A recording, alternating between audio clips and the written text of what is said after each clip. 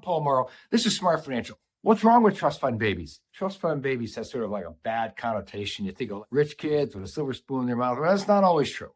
So grandmas and grandpas that are out there, this is for you who want to transfer money to their children and to their grandchildren and have that money stay in the bloodline of the family. These are folks that use trusts for protective reasons. Trusts are not punitive, they are protective. It means that if you leave a chunk of money to your granddaughter, she can't lose it from a bad business, a bad car wreck, a bad husband. All of the bad things that could deprive her of your money are generally called creditors. And when money is left in a trust fund for someone you care about, you can be absolutely rock solid sure that money will not be taken from them. They won't be taken advantage of, they scammed and jammed, because you're going to name a responsible trustee to work with them. Now, they could be joint trustees with a brother, sister, aunt, uncle. In fact, it's better to have a couple of trustees.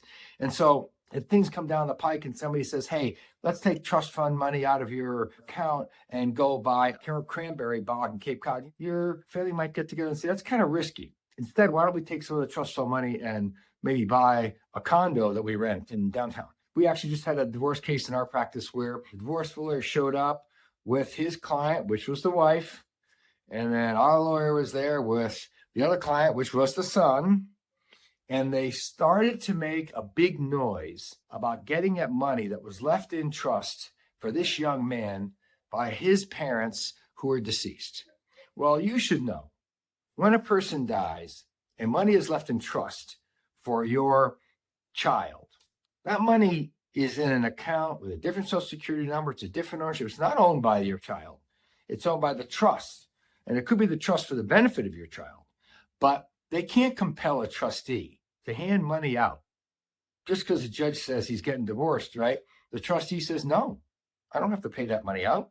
Right? I have a restriction here. It says I can't pay that money unless both of us trustees agree, and that's that. So it's very, very important to protect people with trusts from all of the dangerous things that can happen in their life. And again, some of them are self-inflicted injuries too. I had a really good friend. We did a divorce action for him. We also did a bankruptcy action for him. He went upside down with about 40 condos, had to start all over again. But guess what? The money left by his grandparents in trust was untouched. He lost every one of his nickels that were his. Bankruptcy, foreclosure, all that kind of stuff. Except the money that's in that other account, which is a social security number, which is a different person.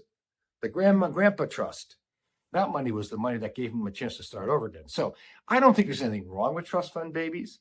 I do think there's a lot of unfortunate reputation for people that don't work and live off their trust funds, and you can fix that. I just did a trust recently, which is really exciting. It was done by a couple of hardworking immigrant grandparents.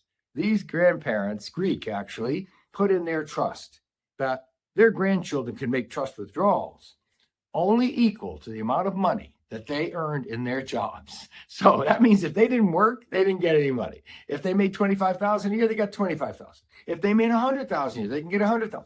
They had a matching trust. It was the sweetest trust document for grandparents who want to encourage their grandchildren, even if they're just regular, hardworking people. The people that are the backbone of America, and they're making $40,000 or $50,000 a year.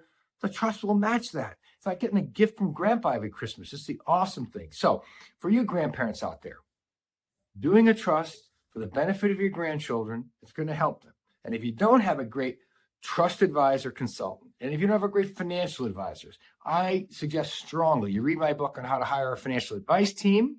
You have any questions whatsoever about what type of an advisor, go ahead. Email me. Be happy to answer them for you. I'll see you again next time. Staying on top of the great things that grandparents can do to protect their grandchildren, that's just part of the art of being smart.